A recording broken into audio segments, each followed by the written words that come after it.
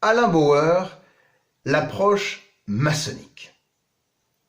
N'oublions jamais qu'Alain Bauer était avant tout un franc-maçon au début de sa carrière et qu'il a commencé par écrire des dizaines d'ouvrages sur le sujet. Un proche confiera d'ailleurs à Libération en 2014, je cite, « Personne n'a jamais démontré des liens avec la CIA, mais je suis sûr qu'il a tout fait pour qu'on le croie. Car c'est un passionné de romans policiers. Il a d'ailleurs signé le scénario d'un téléfilm sur TF1, Rituel meurtrier, sur de criminelles pratiques maçonniques. Il n'avait pas de doctorat, on le sait, et encore moins de doctorat de criminologie, pour occuper sa chaire de criminologie au CNAM. Mais il était adulé, notamment, du fait présidentiel et de son aura de grand Manitou Géo, Grand Orient de France. C'est que la franc-maçonnerie ouvre certainement des portes quand on n'est pas universitaire ou issu du sérail. L'Express du 25 janvier 2011 a raison d'insister sur son intelligence également. C'est une Ferrari de l'encéphale, doublée d'une Encyclopædia Universalis, admire son compère Philippe Guglielmi, ancien grand maître du Grand Orient de France. Il sait aussi cultiver ses relations et ses amitiés comme personne. Alain est un centre nodal, à l'interface d'une multitude de réseaux, amicales, maçonniques, policiers, universitaires, qui décortiquent, analysent et valorisent les informations collectées, résume Jean-Marc Berlioz. Mais, pour moi, tout dépend de ce que l'on fait de son intelligence. L'utilise-t-on à servir le bien ou à servir le mal? C'est ce qui compte avant tout pour moi, en tout cas l'homme moral et croyant que je suis. La manière dont le serviteur utilise ses dons, ce que Dieu lui a procuré par sa grâce. Or, Alain Bauer ne s'embarrasse pas sur la question. Comme le répétait Léon Zitrone, je cite, « Qu'on parle de moi en bien ou en mal, peu importe. L'essentiel est qu'on parle de moi. » L'orgueil. Et pire encore, pour des hommes comme Bauer, le terrorisme joue bien sûr un rôle de contrôle social important. Il permet de mettre au pas les dissidents, d'atténuer artificiellement les tensions socio-économiques et d'opprimer aisément les plus dangereux opposants au système oligarchique. Il est en cela le contraire parfait du bien public, au service des nomades et des hommes de l'ombre. Alain Bauer, tuteur de l'étranger, par François-Xavier Rochette dans Overblog du 31 janvier 2017. Évoquons également le frère Daniel Léandri, ancien brigadier promu officier qui centralisait déjà les dossiers sensibles et les demandes d'avancement au cabinet du ministre de l'Intérieur, Charles Pasqua. Il fut nécessairement en lien avec Alain Bauer, puisqu'il investira comme lui les francs-maçons dans les syndicats de police et le ministère de l'Intérieur. Voir l'Express du 19 avril 2004, comment les francs-maçons ont investi la police. Or, Daniel Léandri est aussi en lien avec Alexandre Djouri, homme clé dans l'affaire Sarkozy-Kadhafi, sur laquelle nous reviendrons longuement. Voir également dans l'affaire Renault-Nissan les liens entre Alain Bauer et Alain Juillet, ancien responsable du renseignement à la DGSE, mais également ex-premier grand maître de la Grande Loge de l'Alliance maçonnique française. Il faut savoir aussi qu'Alain Bauer a conseillé Alexandre Benalla, suite aux accusations contre le protégé d'Emmanuel Macron. Ce qui est rapporté par Sophie Coignard dans Benalla, la vraie histoire, un intrus au cœur du pouvoir. Je cite. « Le vieux franc-maçon du Grand Orient reçoit donc un jeune apprenti récemment initié dans une obédience, la Grande Loge nationale française. C'est Vincent Crase, avec lui à la Contrescape, qui a parrainé son ancien stagiaire qu'il fréquente début 2017. Il dira à Benalla l'hyperactif, ça t'aidera à te canaliser. Les deux hommes sont désormais suspendus par la justice maçonnique en attendant que leur cas soit étudié sur le fond. Le criminologue et homme d'affaires Alain Bauer, ancien grand maître du Grand Orient et grand amateur d'intrigues à tiroir, le convie, Benalla, à un petit déjeuner à son domicile.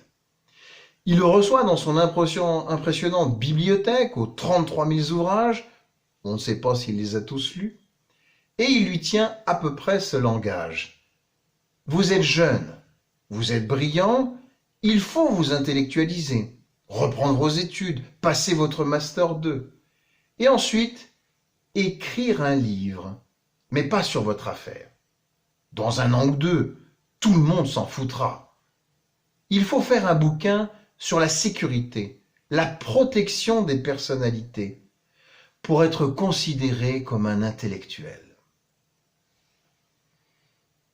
De plus, malgré ses bonnes et anciennes relations, Benalla ne donne pas suite à l'offre de LVMH, dont on sait qu'elle est proche d'Alain Bauer. Il a cru comprendre que les échelons intermédiaires de la hiérarchie semblent moins enthousiastes à l'idée de l'accueillir.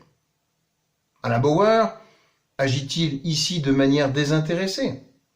Cette démarche, en tout cas, est en phase avec les desiderata du château. En cet automne, en effet, l'Élysée est terrorisé à l'idée qu'Alexandre Benalla veuille garnir la devanture des librairies. À noter que Benalla a été initié à la franc-maçonnerie dès l'âge de 24 ans via une branche marocaine de la Grande Loge nationale française, la GLNF, bien plus implantée dans la France-Afrique que son homologue et concurrent du Grand Orient. Voir Libération du 25 juillet 2018, et plus intéressant encore est le rapprochement de Benalla avec, de nouveau, l'intermédiaire France-Afrique Alexandre Djouri, lui aussi franc-maçon, et dont nous reparlerons longuement par la suite. Voir le Libre Penseur du 15 mai 2019. Autre affaire, autre contexte, le 22 octobre 2000, à la nuit tombée, Alain Bauer, alors grand maître du Grand Orient de France, reçoit cet appel insolite d'un conseiller élyséen. Je cite. « Un colonel de gendarmerie mobile de Côte d'Ivoire veut vous parler de toute urgence. Un dialogue ubuesque s'engage entre le Pandore africain et le dignitaire franc-maçon. J'ai pour instruction, dit le militaire Alain Bauer, de marcher sur le siège du FPI à la tête d'une colonne blindée contre Laurent Gbagbo, le FPI faisant bien entendu office de Front populaire ivoirien du président ivoirien en place, vainqueur annoncé d'un scrutin présidentiel orageux. Or, cet ordre est contraire à mes convictions maçonniques, dit le militaire. J'ai besoin de tes conseils. Alain Bauer répond, les valeurs démocratiques valent plus qu'une injonction illégale. Si tu ne suis pas ta conscience, on te radie de l'obédience. Le lendemain, le patron du Géo apprend qu'un convoi lancé sur le QG abidjanais de Gbagbo a mystérieusement changé de cap. Pour une fois, ironise-t-il, j'ai eu l'impression de servir à quelque chose. Propos explicités par l'Express du 17 avril 2008, l'Afrique aux premières loges. Rappelons quand même que le mandat de Laurent Gbagbo dès 2000 fut marqué par une crise politico-militaire et un bilan globalement négatif pendant plusieurs années. Amplification de la corruption, dégradation des infrastructures et insalubrité, violence et discrimination ethnique, report à 6 reprises du scrutin présidentiel. Il fut arrêté, comme on le sait, en 2011 par les forces spéciales françaises de la force Licorne et l'ONUCI, après 10 jours de combats à Abidjan et de bombardement de la résidence présidentielle où il était retranché avec sa famille. Puis, il est incarcéré auprès de la Cour pénale internationale à La Haye. Tout ceci est à méditer. De manière plus générale, en Afrique, les frères y ont plus perpétué les travers de la France-Afrique et ses dérives affairistes que contribué à la diffusion des idéaux maçonniques. Il faut savoir qu'une douzaine de chefs d'État ont reçu la lumière. Tous gravitent dans l'orbite de la Grande Loge nationale française, la GLNF. Mais aucun épisode ne reflète mieux l'impuissance des triponctués que le fiasco congolais. Conflit ô combien fratricide, puisqu'il met aux prises dès 1993 le président Pascal Lissouba, adepte du Grand Orient, initié à l'année précédente à Besançon, et le général Denis Sassou Nguesso, illuminé quant à lui à Dakar sous le label GLNF.